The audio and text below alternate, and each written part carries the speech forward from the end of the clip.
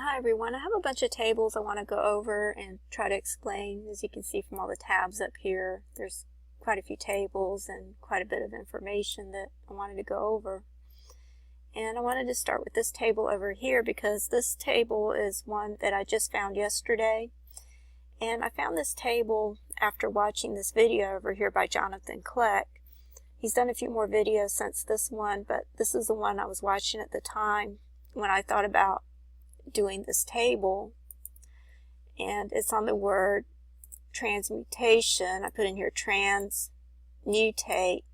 and locusts, and he was talking in this video about transmutation, and this is based on a new revelation that he's received that he says is the final piece of the mystery. And the way he's explaining it here is well, to the best of my knowledge, the way he's explaining it is that the human body is an energy transfer system for the fallen angels, and what happens is once a person dies, if they're not saved, then their body goes into the pit and it gets transmutated or transformed into locusts, which come out of the pit. And the energy from the body is used by the fallen angels to create this new race, which is the locusts that will come out of the pit. And so I was a little bit skeptical about this explanation, whether it's accurate or not. And I'm not saying that it is or not, but I did try putting in the words transmutate and locusts. And sure enough, it comes up in Revelation 9 where it talks about the locusts coming out of the pit, and you see the word mutate comes up here in the pink at a skip of one, the letters M-U-T-A-T-E, and so you have locusts, transmutate, and it's over here in Revelation John 9 where it says, and out of the smoke came forth locusts upon the earth, and power was given them as the scorpions of the earth have power. And it was said unto them that they should not hurt the grass of the earth, neither any green thing, neither any tree, but only such men as have not the seal of God on their foreheads. And it was given them that they should not kill them, but that they should be tormented 5 months. And their torment was as the torment of a scorpion when it striketh a man. And another reason why I was interested in this word transmutation is because I had actually done a table with the word mutate before I ever heard him say that word, because I've been working on some tables on DNA, and I have a bunch of tables that I could show you. I don't have them up right now, but I have several tables on DNA. And this was just one of them that I came up with. And originally I had started with just the word mutate, and then I had put in DNA genes mutate. And what I noticed, as you can see how it comes up here, you see DNA coming at an angle, and then you have genes coming up in the pink, and then you have mutate over here in the lavender.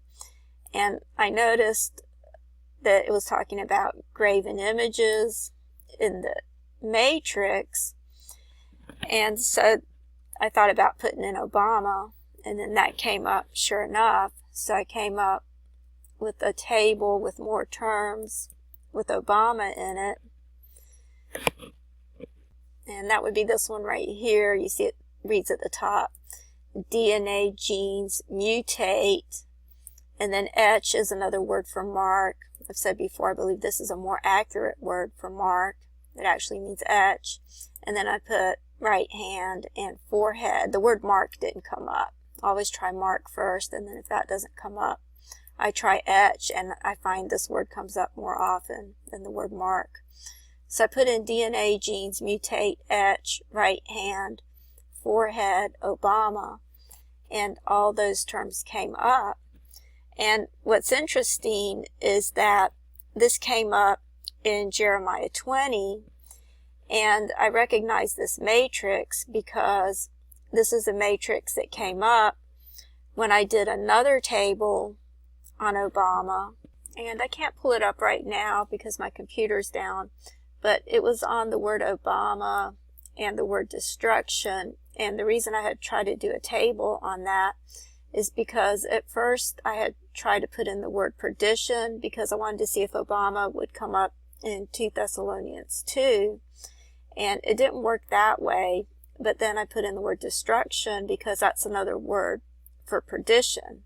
That's the meaning of the word perdition. So I tried to put it in that way, and it came up, sure enough, with the word destruction right in the middle of the word Obama. And so I had already done a table on Obama and destruction that had come up in Jeremiah 20, and I recognized that this matrix was, this was in the same matrix. And I'll just show you the table that I did right here. It was when I had first tried to put in Obama and Shiva, which also means destruction.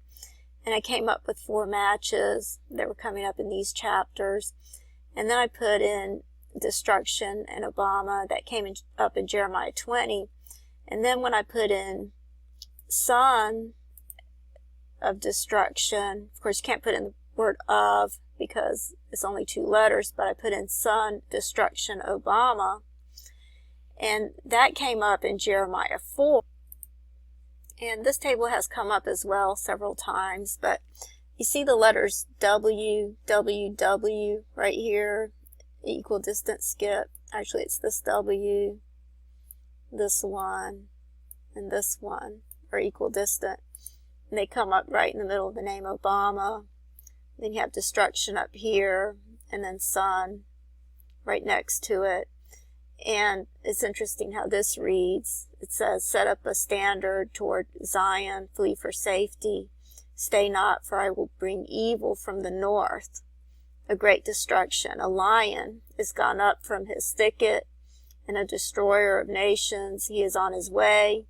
He is gone forth from his place to make thy land desolate, that thy cities be laid waste without inhabitant. For this gird you with sackcloth, lament and wail, for the fierce anger of Jehovah is not turned back from us. And it shall come to pass in that day, saith Jehovah, that the heart of the king shall perish, and the heart of the princes and the priests shall be astonished, and the prophets shall wonder. Then said I, Ah, Lord Jehovah, surely thou hast greatly deceived this people and Jerusalem, saying, Ye shall have peace, whereas the sword reacheth unto the life.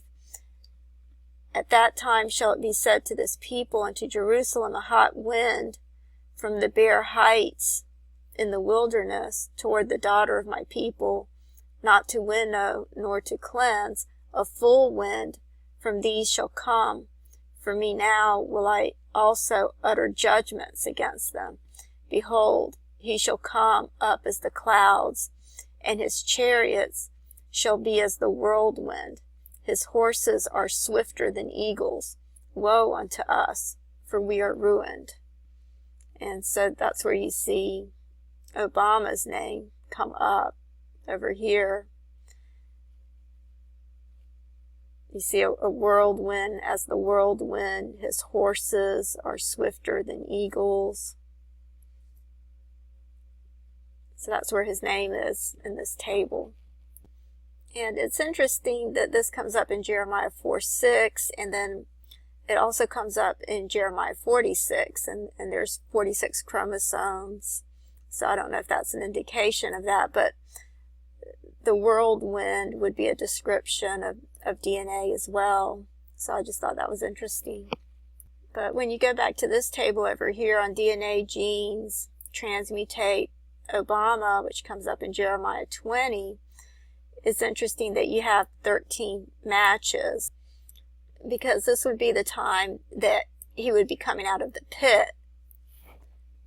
And then everyone would be wandering after the beast, as it says in Revelation 13. So that could be an indication right there, but it actually explains it in Isaiah 14. It explains the sequence of events, and I've gone over this before, and I'll go ahead and read it because this also has to do with the fallen angels coming out of the pit.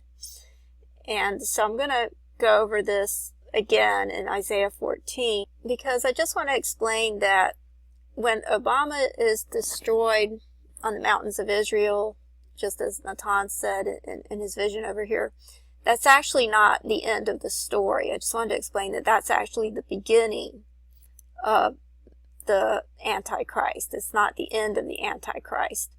And so I just want to explain that by going over Isaiah 14 once again so you can see how it reads. It says, "For the Lord will have mercy on Jacob and will yet choose Israel and set them in their own land, and the strangers shall be joined with them." I believe this is talking about the Jews and the Gentiles being joined together, which I believe is a picture of the DNA being restored. It's a picture of the rapture with them, and they shall cleave. And then this is a key word describing the rapture and the restoration of the DNA as well, to the house of Jacob. And the people shall take them and bring them to their place, and the house of Israel shall possess them in the land of the Lord for servants and handmaids. And they shall take them captives, whose captives they were, and they shall rule over their oppressors. And I just want to show you this real quick over here in Revelation 12:5. It says, "And she brought forth a man-child who was to rule all nations with a rod of iron, and her child was caught up unto God and to his throne."